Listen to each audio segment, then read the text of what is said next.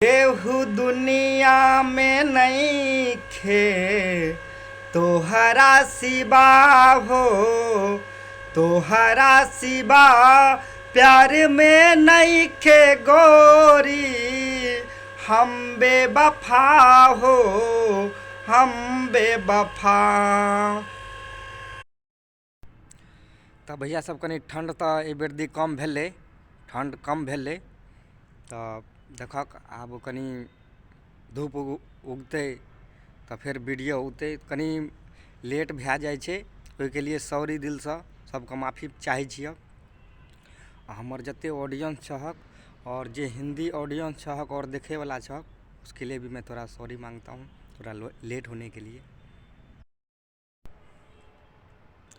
नमस्ते, प्रणाम हमारे ऑडियंस को, जितने भी हमारे चाहने वाले देखने वाले।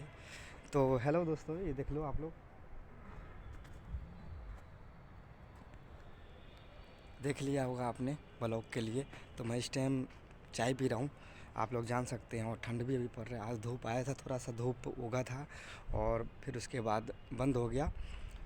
तो आज उतना ख़ास कोई ज़्यादा आज धूप भी नहीं उगा, फिर भी हम बताने के प्रयास करेंगे आप लोगों को, ऐसे ही और ऐसे ही। और चाय पी रहे हैं, और आप लोग पीजिएगा तो बताइए, हम भेजते हैं, कमेंट में लिख के बताइए, फिर हम भेजेंगे सबके लिए। चलिए, ये सब देख लीजिए, ये सब मैंने उगाया था मैंने।